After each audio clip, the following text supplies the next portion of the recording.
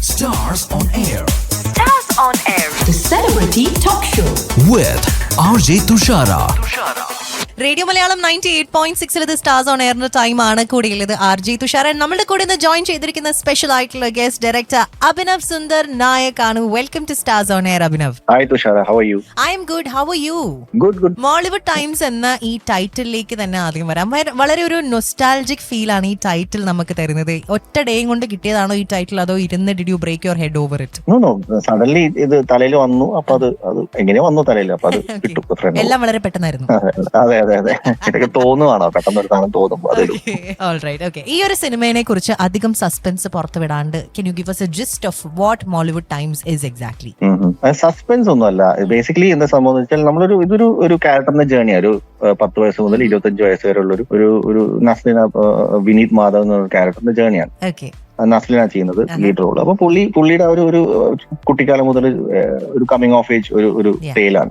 അപ്പൊ അത് നമ്മൾ സസ്പെൻസ് ഒന്നുമില്ല അതിനകത്ത്. ജസ്റ്റ് നമ്മൾ അതിന്റെ ഒരു ഫീല് വെറുതെ എന്തിനാണ് നമ്മൾ മുന്നേ തന്നെ കുറെ വിഷ്വൽസും കുറെ കഥാപരമായിട്ടുള്ള കാര്യങ്ങൾ മുന്നേ കാണിച്ച് ഫീൽ കളയുന്നെന്ന് കരുതി ഓഡിയൻസ് തിയേറ്ററിൽ വന്ന് കാണുമ്പോൾ അതിന്റെ ഒരു ഫീല് വേറെ തന്നെയാണല്ലോ. നമ്മൾ ഫ്രഷ് ആയിട്ട് എല്ലാ വിഷ്വൽസും ഫ്രഷ് ആയിട്ട് എല്ലാ കാര്യങ്ങളും സിറ്റുവേഷൻസും സ്റ്റോറി സിറ്റുവേഷൻസും ഒക്കെ ഫ്രഷ് ആയിട്ട് കാണുന്നതിന്റെ ഒരു ഭംഗി വേറെ തന്നെയല്ലേ. ആ ഒരു പടത്തിന്റെ ഒരു സിനിമയുടെ ഒരു സാങ്ക്ടിറ്റി നമ്മൾ കീപ്പ് ചെയ്യാന്നുള്ളൊരു പ്രൊട്ടക്ട് ചെയ്യാന്നുള്ളത് മാത്രമേ നമ്മൾ ചെയ്യുന്നുള്ളൂ. അല്ലാതെ വലിയ സസ്പെൻസോ അല്ല ത്രില്ലറോ അങ്ങനെയൊന്നും അല്ല.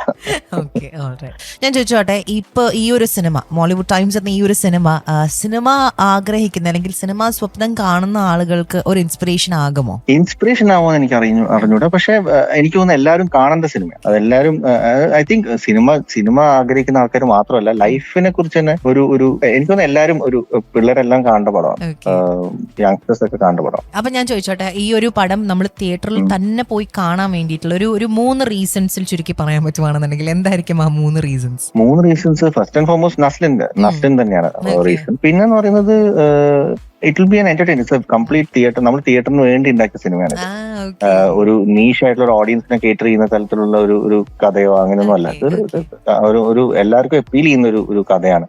അപ്പം തിയേറ്ററിൽ കാണാൻ വേണ്ടി നമ്മൾ ഡിസൈൻ ചെയ്ത സിനിമയാണ്. അപ്പൊ അതിന്റേതായിട്ടുള്ള അത് തിയേറ്ററിൽ കണ്ടാൽ 3 റീസൺസ് എനിക്ക് അറിഞ്ഞൂടാ. എന്തായാലും ഈ 2 റീസൺസ് എന്തായാലും പറയാൻ പറ്റും. നസ്ലിനെ കാണാൻ വേണ്ടി എന്തായാലും തിയേറ്ററിൽ പോവാം. ലൈക്ക് അത് പുള്ളി ഷോൾഡർ ചെയ്യുന്ന ഫസ്റ്റ് ഒരു ഓതർ ബാക്ക് റോളാണ് പുള്ളിയുടെ.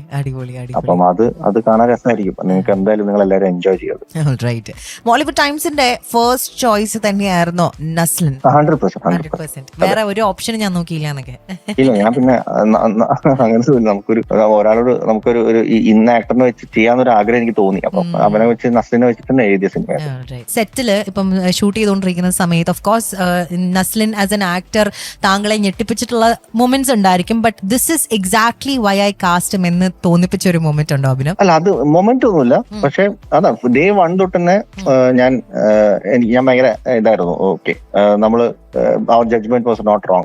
First day തൊട്ട് തന്നെ he was completely in everything that he did.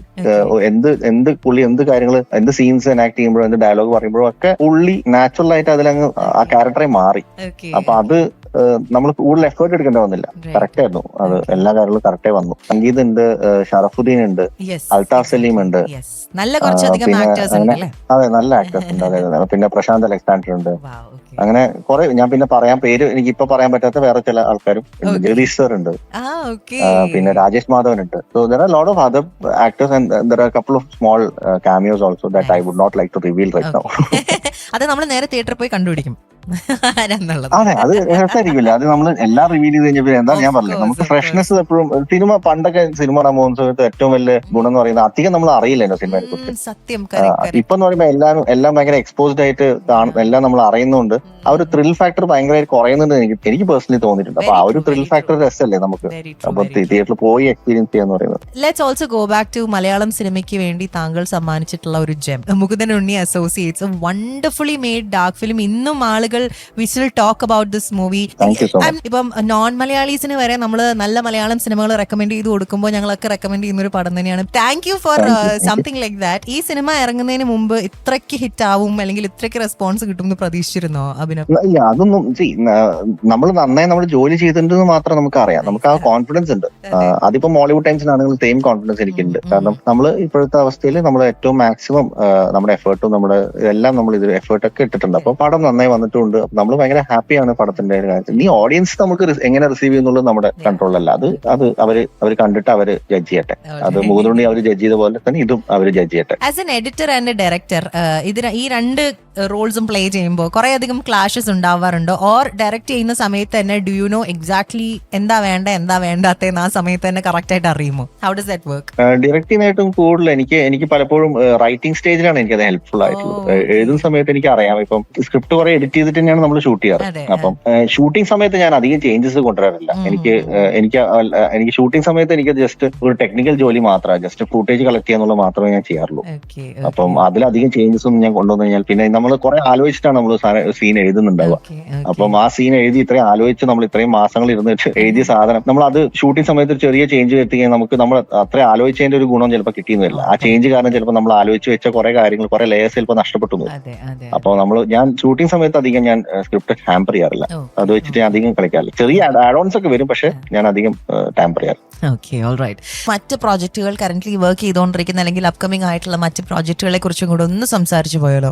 മുകുന്ദനുണ്ണിയുടെ second part ഡിസ്കഷനിലുണ്ട്. അത് വീണ്ടും ആക്റ്റീവ്ലി ഡിസ്കഷൻ തുടങ്ങിയിട്ടുണ്ട്. അപ്പൊ അത് I am looking forward to working on the script. We haven't started writing. എഴുത്ത് തുടങ്ങിയിട്ടില്ല, അതുകൊണ്ട് തന്നെ ടൈം എടുക്കും. പക്ഷെ എഴുത്ത് അതിന്റെ ഇനീഷ്യൽ ഡിസ്കഷൻസ് ഒക്കെ ഞാൻ അതിന്റെ കോ റൈറ്റർ വിമൽ ഗോപാലകൃഷ്ണനുമായിട്ട് മോളിവുഡ് ടൈംസിന്റെ പോസ്റ്റ് പ്രൊഡക്ഷൻ നടക്കുമ്പോൾ തന്നെ ആഴ്ചയിൽ ഒരിക്കലൊക്കെ നമ്മൾ കണ്ട് ഡിസ്കഷനും ഒക്കെ കാര്യങ്ങൾ മുന്നോട്ട് പോകാറുണ്ട്. അപ്പം അത് hopefully that should be the next project. എല്ലാം നന്നായി വന്നാൽ, സ്ക്രിപ്റ്റ് നന്നായി വന്നാൽ എന്ന് മാത്രമേ. നമ്മൾ എഴുത്ത് നന്നാവാതെ ഞാൻ ഒരിക്കലും പോയി ഷൂട്ട് ചെയ്യാറില്ല. അപ്പം എഴുത്ത് എനിക്ക് സാറ്റിസ്ഫാക്ഷൻ വരുന്ന പോലെ എഴുതി അത് വൃത്തിക്ക് വന്നാൽ അതായിരിക്കും അടുത്ത പ്രോജക്ട്. സൂപ്പർ. ഇനി ഒരു ചെറിയ റാപ്പിഡ് ഫയർ റൗണ്ടിലേക്കാണ് പോകുന്നത്. What's one life lesson audience absolutely should not learn from മുകുന്ദനുണ്ണി? Life lesson audience should not learn from Mukundanunni. മുകുന്ദനുണ്ണിനെ ഫോളോ ചെയ്യാതിരിക്കുക എന്നുള്ളത് മാത്രമാണ് നമ്മൾ ചെയ്യേണ്ടത്. ഒരു ലെസൺ അല്ല, എല്ലാ രീതിയിലും അതുപോലുള്ള ആൾക്കാർ ഉണ്ടാവാതിരിക്കട്ടെ എന്ന് ഞാൻ ആഗ്രഹിക്കുന്നു. മലയാളം സിനിമയിൽ ഏറ്റവും അണ്ടർ റേറ്റഡ് എന്ന് തോന്നിയിട്ടുള്ള ഒരു സിനിമ ഏതായിരിക്കും? അണ്ടർ റേറ്റഡ് കുറെ സിനിമകളുണ്ട്. പിന്നെ ഏത് ഒരു പേര് പറഞ്ഞ പ്രശ്നമില്ല, അത് വിട്ടേക്കാം. അതുകൊണ്ട് ആ ക്വസ്റ്റ്യൻ ഞാൻ പാസ് നിൽക്കാം. അതെ, പാസ്. ഇതുവരെ എക്സ്പ്ലോർ ചെയ്യാത്ത ഒരു genre but you want to explore? Explore ചെയ്യാത്ത ജോൺറ എന്ന് പറയില്ല, പക്ഷെ എനിക്ക് റൊമാൻസ് ചെയ്യണമെന്നുണ്ട്. Oh nice. Okay, alright. Okay. മുകുന്ദനുണ്ണിക്ക് ഒരു ഇൻസ്റ്റഗ്രാം ബയോ ഉണ്ടായിരുന്നെങ്കിൽ what would it be like? Hard work, perseverance, അതൊക്കെ തന്നെ. അങ്ങനെ. അഭിനവിന് ഒരു സൂപ്പർ പവർ ഉണ്ടായിരുന്നെങ്കിൽ അത് എന്തായിരിക്കണം എന്നാണ് ആഗ്രഹം? സൂപ്പർ പവർ എഴുത്ത് ഭയങ്കര ഫാസ്റ്റ് ആയിട്ട് എഴുതാൻ പറ്റും. അതെ. എനിക്ക് സ്ക്രിപ്റ്റ് എഴുതാൻ ടൈം എടുക്കുന്നത്. സ്ക്രിപ്റ്റ് എഴുതാനല്ല എഴുതിപ്പിക്കാൻ. ഇപ്പൊ ഞാൻ സ്ക്രിപ്റ്റ് ഒരു ഡെവലപ്പ് ചെയ്യുന്ന സ്റ്റേജ് ഉണ്ടല്ലോ, 2-3 വർഷമൊക്കെയാണ് ഇപ്പൊ എടുക്കുന്നത്. അപ്പൊ ഇത് എനിക്ക് ഭയങ്കര മാനേജ് ചെയ്യാൻ പറ്റില്ല. അപ്പൊ എനിക്ക്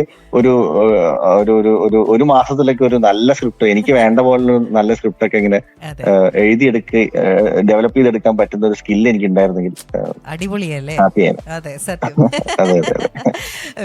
ഫിലിം മേക്കർ അല്ലായിരുന്നെന്നുണ്ടെങ്കിൽ where would you be today? What do you think you'd be doing today? I'll be a chef most probably. എവിടെയെങ്കിലും കുക്ക് ചെയ്യുന്നുണ്ടാവും. You cook well. അതെ, അത്രേ ഉള്ളൂ. Okay, എന്താണ് I master? don't cook well, but I think that's the only job I would be able to do. എനിക്ക് അതേ അറിഞ്ഞു, വേറൊന്നും എനിക്ക് തോന്നുന്നില്ല നന്നായി. Okay, അപ്പൊ ഞാൻ ചോദിച്ചോട്ടെ, എന്താണ് ഏറ്റവും നന്നായിട്ട് ഉണ്ടാക്കുന്ന ഒരു ഡിഷ്? Your best dish? ഞാൻ മനസ്സ് വെച്ച എല്ലാം നന്നായി. എനിക്ക് എന്റെ ഉള്ളി സാമ്പാർ ഭയങ്കര ഫേമസ് ആണ്. Oh nice. Okay, അടിപൊളി. Okay, awesome. Thank you so much നമ്മുടെ കൂടെ ഇത്ര നേരം ജോയിൻ ചെയ്തതിന്. We will definitely go and watch Mollywood Times in the theatre because നേരത്തെ മെൻഷൻ ചെയ്ത പോലെ അതിനെ കുറിച്ച് എന്തായാലും നിങ്ങളുടെ അഭിപ്രായം അറിയിക്കുക. എല്ലാവരും അവിടെയുള്ള ആൾക്കാരൊക്കെ കാണട്ടെ. അതെ, ഉറപ്പായിട്ടും. Thank you. And we are also eagerly waiting, കട്ടയ്ക്ക് വെയിറ്റ് ചെയ്തിരിക്കുകയാണ് മുകുന്ദനുണ്ണി 2 വേണ്ടിയിട്ടും കൂടെ. ആ കാര്യം കൂടെ ഒന്നും കൂടെ thank you so much Abhinav. എന്തായാലും അതോടുകൂടി ഈ ആഴ്ചത്തെ സ്റ്റാർസ് ഓൺ എയർ ഇവിടെ അവസാനിക്കുകയാണ്. ഇനി അടുത്ത ആഴ്ച മറ്റൊരു സെലിബ്രിറ്റിയും കുറേയധികം വിശേഷങ്ങളുമായി കേട്ടുമുട്ടാം. Stay tuned and keep listening to radio Malayalam 98.6 FM. കൂടെ ഉണ്ടായിരുന്നത് RJ തുഷാര.